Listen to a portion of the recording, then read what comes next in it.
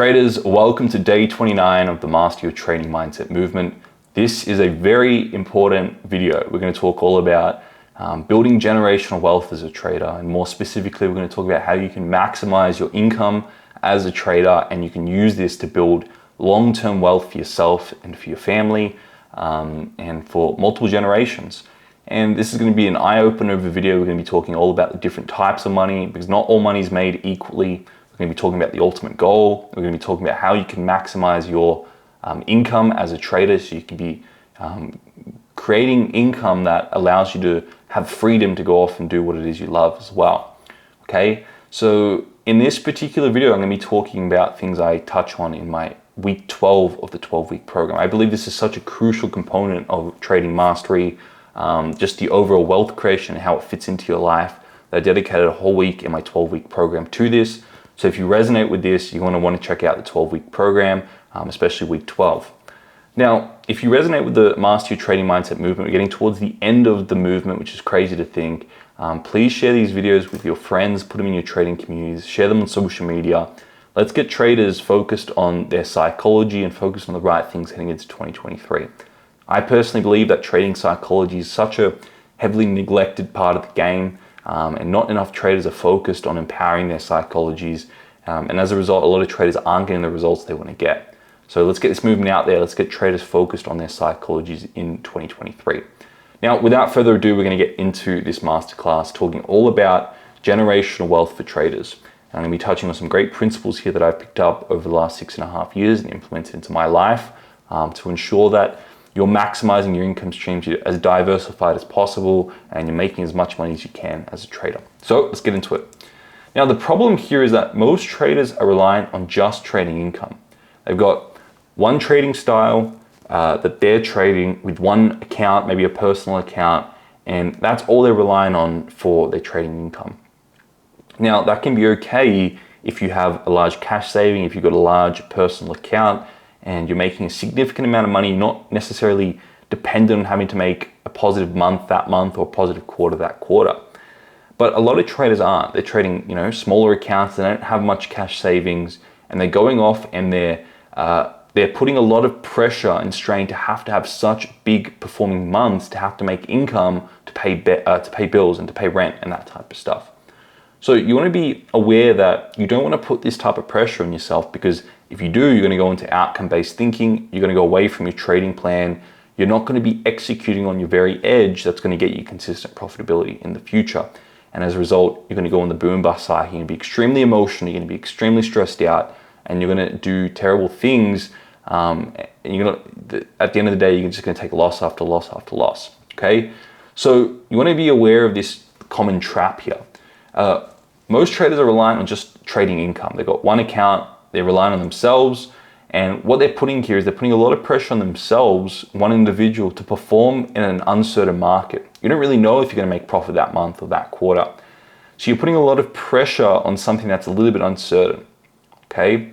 And to me, that's not the wise way to trade. To me, that's very stressful. To me, that's very unprofessional. And you're putting a lot of pressure.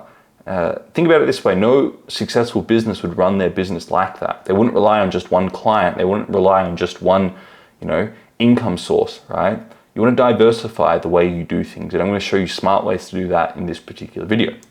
Okay? Now, assuming your goal is freedom, this is not the best option. Assuming you want to go off and achieve freedom and have time and space freedom so you can go off and do what you love, still generate income through trading, this isn't the way. Because you're going to trap yourself in a stressful job as a trader. You're going to maybe leave your 9-to-5 job working for someone else, and now you're going to be working for the market, stressed out, potentially even in a worse position because you're putting so much pressure on yourself to have to make money now. It's essential to diversify income sources, which we're going to talk about throughout this particular video. Now, you have to understand that not all money is made equally. Understand there are different types of income and there are different types of money you can make. Right? The first key distinction here is there's a difference between positive and zero-sum income sources. You have to understand, as a trader, that's a zero-sum income source, meaning for you to win, someone else has to lose. And it's a very competitive game. It's the same with poker. It's the same with NBA, for example, or other sorts of gambling. Any sort of game poker, trading, these are all zero-sum income sources. Chess is a form of zero-sum game. When you win, someone else loses. And zero-sum income sources have their benefits, they also have their drawbacks.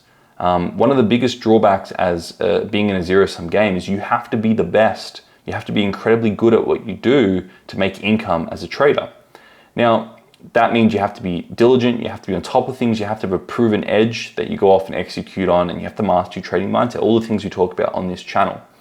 But you also have to understand that there's still additional pressure to have to perform because there are other people that want to win as well. And when you win, someone else loses. And when you lose, someone else wins. This is a zero-sum income source. There are other sorts of positive sum income sources, like when you win, someone else wins. It's a win-win situation. The best example of this, one of the biggest companies in the world, is Apple.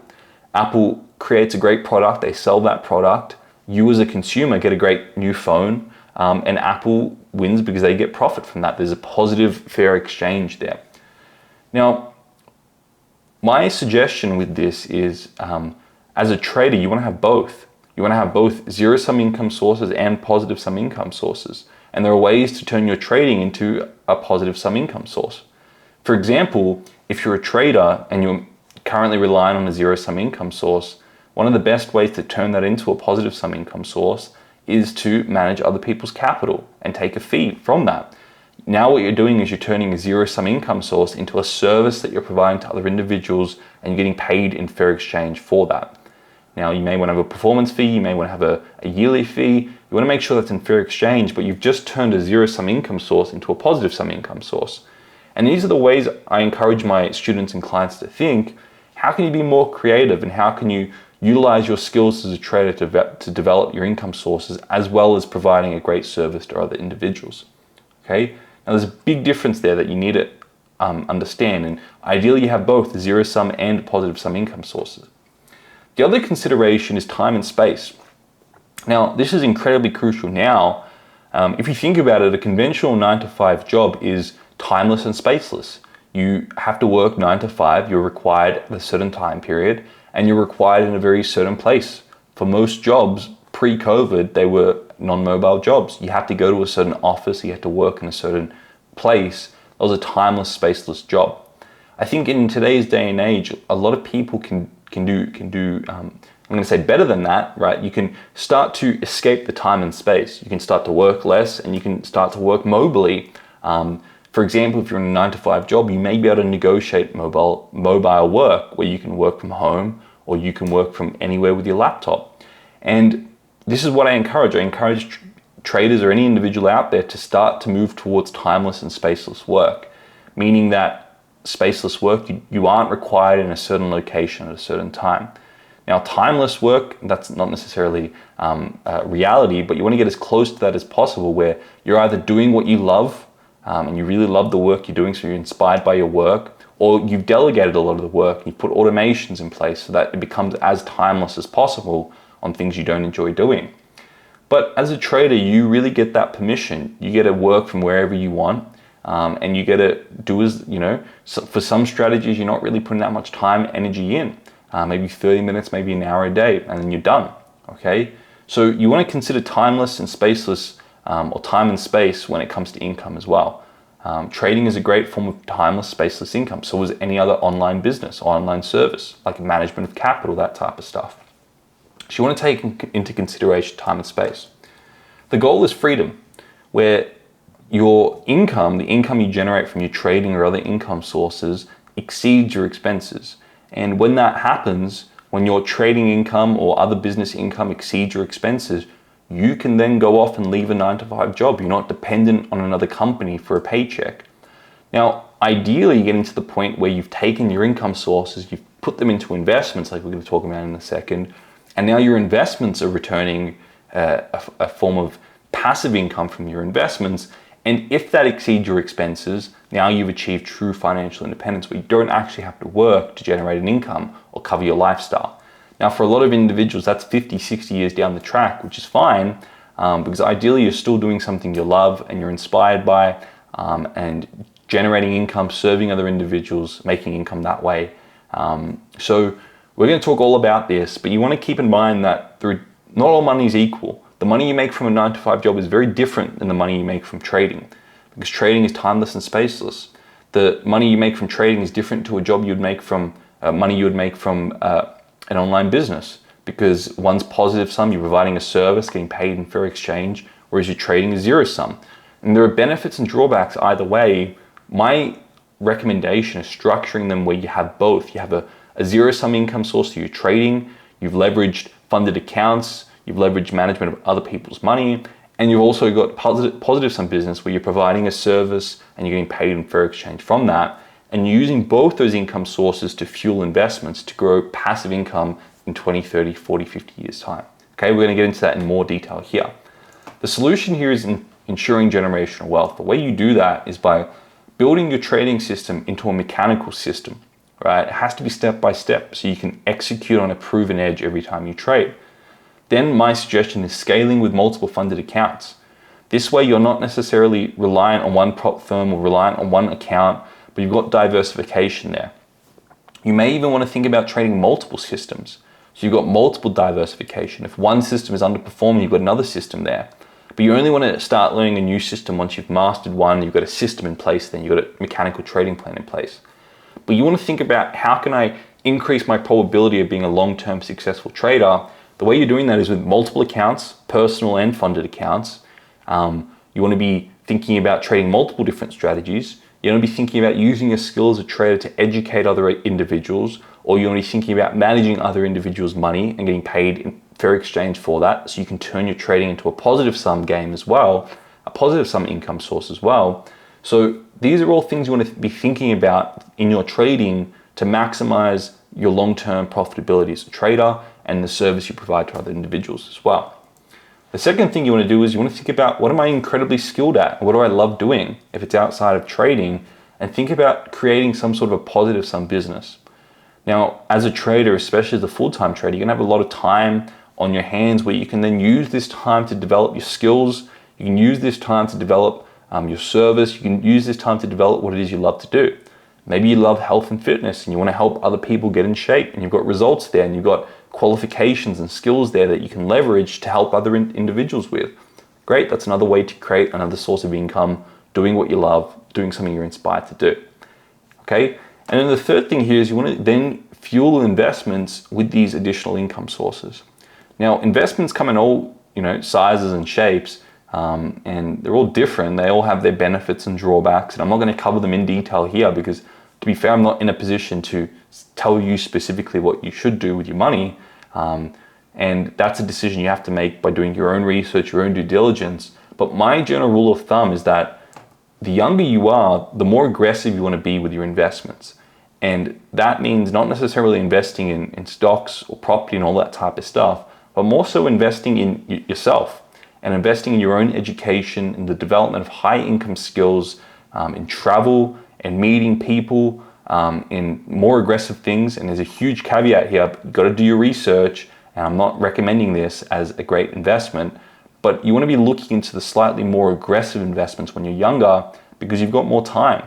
And if you lose a little bit of money, then it's not going to be as painful or as impactful as what it may be later in your life. Now, you always want to do your own due diligence, you always want to do your own research, but you can look into higher risk investments and never invest something that you're not willing to lose. But my recommendation is really into high income skills and education. That has been the greatest return on investment in my life so far. Taking the money I've made through, any money I've made early in my life, I put it all back into my education, development of high income skills, especially into the studies of human behavior and psychology. I invested a lot of money into that.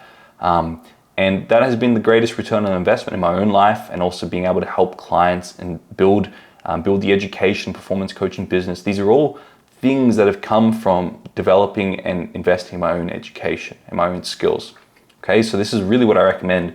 And the older you get, you can do more passive stuff into stocks, real estate investment trusts, and you can look to really leverage the dividend payout you get from these investments as a way to later in life have an additional source of passive income coming in. Okay, so this is really my recommendation. If I was going to put in a roadmap, this is really what I'm doing. And this is what I've seen works for me and works for clients. And you can try it. You do your own research, do your own due diligence. Never do something that you're not comfortable doing and haven't done your research or due diligence on. But I think this is a really great rule of thumb, a good roadmap for individuals to follow loosely and figure out their own path on this journey. Okay? So in summary, you want to leverage trading and prop firms, but don't solely rely on them. Utilize other sources of income as well. Build additional sources of income. Use all of these to fuel your investments and start to grow your generational wealth and start to do great things and think bigger and think just beyond your trading and how you can use your skills as a trader 3D and more laterally and utilize them to develop other things as well. Okay, so this is a little bit of maybe a thought-provoking video for some of you and gave you some ideas and insights, and I hope it did. But if you resonated with this, please share it with friends and your trading communities and those you think will get value from it. And if you resonate with this, you want to be checking out the 12-week program because we cover these principles in detail there, and I go into a lot more detail there. But yeah, I look forward to seeing you all tomorrow for the final day of the Master Your Trading Mindset movement.